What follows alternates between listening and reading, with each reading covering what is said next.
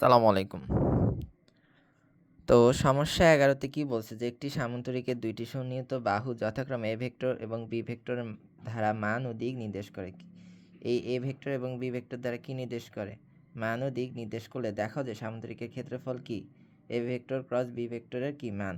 তো OABC সামান্তরিকটি পূর্ণ করি। এটাকে কি করব? পূর্ণ করব। যার OA এবং OC বাহু বরাবর যথাক্রমে a ভেক্টর এবং কি OA কই গেল? OA এই যে OA A ভেক্টর এবং OC কি?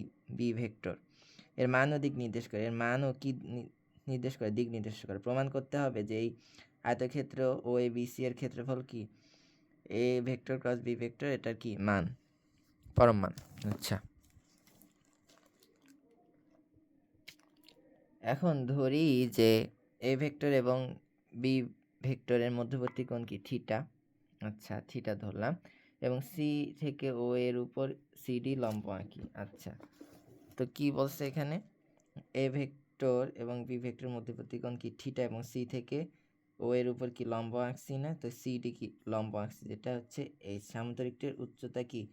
এই এইচ হচ্ছে কি সামান্তরিকের উচ্চতা। তো সেটা হচ্ছে সামান্তরিকের উচ্চতা। এখন আমরা জানি সামান্তরিকের ক্ষেত্রফল কি? ভূমি ইন্টু কি? উচ্চতা না? ভূমি ইন্টু কি? উচ্চতা। তাহলে ও এ ইন্টু কি? উচ্চতা কি? এইচ না? এখানে বলছে যে সামুদ্রিক ক্ষেত্রফল ভূমি ইন্টু উচ্চতা ও ইন্টু কি? এইচ। তো ও সি ডি এ ডি সমান সমান কি? 90 ডিগ্রি না? কারণ কি? ও সি ডি এ তো এটা কি সমকোণী ত্রিভুজ না? তাহলে ডি কোণটা কি? 90 ডিগ্রি। তাহলে পিথাগোরাসের উপপাদ্য দেওয়া যায় বা সাইন থিটা দেওয়া যায়। সাইন থিটা সমান সমান কি? লম্ব বা কি? অতিভুজ। অতিভুজ কি? ও সি। লম্ব হচ্ছে এইচ। এই যে লম্ব বা কি? অতিভুজ সাইন থিটা। তো এই সমস্যার মধ্যে উচ্চতা সমান কি? ও সি সাইন থিটা। তো ওসির মান জানি। ওসির মান হচ্ছে বি ভেক্টর। ওসি এই যে বি ভেক্টর। আর তাহলে এইচ এর মান বসি, তো এইচ এর মান বসে কি? এখানে এইচ এর মান বসাই। তাহলে কি হলো?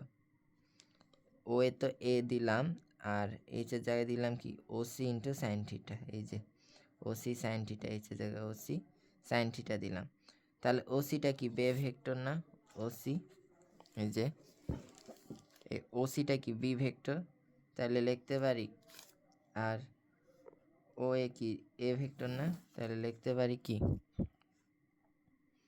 যে এ বি সাইন থিটা। এই যে তো A vector plus B vector মান সমান এ বি সাইন থিটা। সামান্তরিকের ক্ষেত্রফল কি? সমান A vector plus B vector sine theta. আমাদের এটা প্রমাণ করতে গেলে আমার এই চিত্রটা কি করতে হবে? আঁকতে হবে। আচ্ছা, তা আমরা যাই পরবর্তী সমস্যায় কি বলছে 12তে যে এ ভেক্টর ও বি ভেক্টর একটি কি ত্রিভুজের দুইটি সন্নিহিত বাহু দ্বারা মান ও দিক নির্দেশ করে। তো সন্নিহিত বাহু কি? এ ভেক্টর বি ভেক্টর সন্নিহিত বাহু দ্বারা মান ও দিক নির্দেশ করলে দেখো যে ত্রিভুজের ক্ষেত্রফল half into A vector cross B vector. আচ্ছা, এই জন্য আমরা প্রথমে কি করব? প্রথমে চিত্র দিব। মনে করি যে ও এ সি ত্রিভুজের ও এবং এসি বাহু বরাবর। তো কি? ও এ সি এটা কি ত্রিভুজ না? ও এ সি ত্রিভুজ এর ও এ এবং এসি বাহু বরাবর এ ভেক্টর ও বি ভেক্টরের মান ও দিক নির্দেশ করে। হ্যাঁ, ও এবং এসিকে দুইটি সন্নিহিত বাহু, ও এ আর ও সিকে দুইটি সন্নিহিত বাহু ও এ এবং কি এসি সন্নিহিত বাহু ধরে ও এ সি ডি একটা সামান্তরিক আঁকি। এটার মতো করে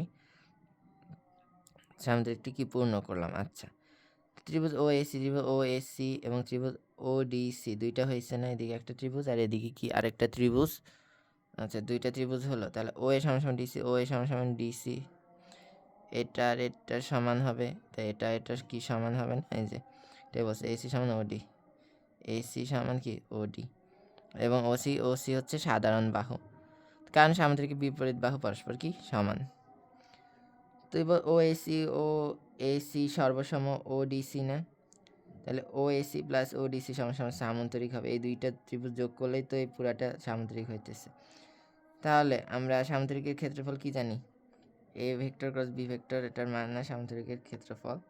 তো এই দুইটি ত্রিভুজের ক্ষেত্রফল সমান এটা, দুইটাকে একটাই লিখতে পারি 2, যেহেতু দুইটা একইভাবে যোগ করলে কি 2 ও এসি হবে।